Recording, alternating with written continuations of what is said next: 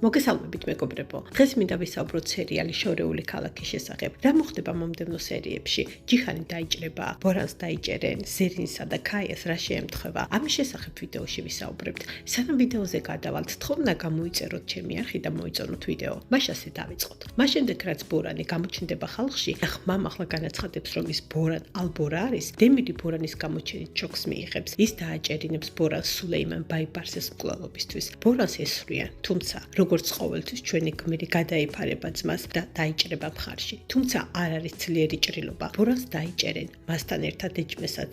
ჯიხან შეეცოდება ძმა. იცის რომ ბაიბარსები მას მოკლავენ ციხეში. ჯიხანი კიდევ ერთხელ გაწირავს თავს და ბორანის დაცვის მიზნით მიდის ციხეში. საბოლოოდ გაირკვევა რომ ბორანს არ მოუკლავს სულეიმანი. ამიტომ ის დატოვებს ციხეს. ბორანის მთავარი საზრუნავი ალიას დაბრუნება გახდება, რადგან მას არ აქვს სხვა პრობლემები, არც დამალვა უწევს. ახლა ღიად უპირისპირდება ძმას.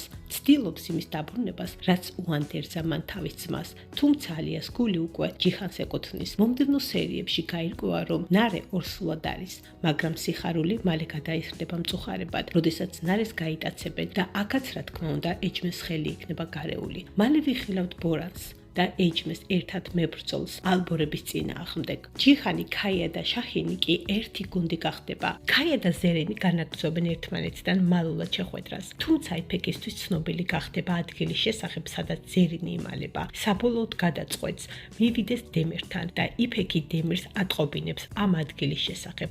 რა თქმა უნდა, დემირის ხალხი თავს დაესხმება სახლს, რა დროსაც ქაია დაიჭრება. რაც შეეხება ალიას, მას ძალიან დიდი მხარდამჭერი გამოუჩნდება მამის სახით, დიდარი, ძლიერი და მებრძოლი ადამიანი. ის შვილის და შვილიშვილის დასაცავად ყველაფერს გააკეთებს, ასე რომ სერიალს ახალი პერსონაჟი, ალიას მამა დაემატება. მეგობრებო, დღეისთვის სულ ეს იყო. მომავალ შეხვედრამდე.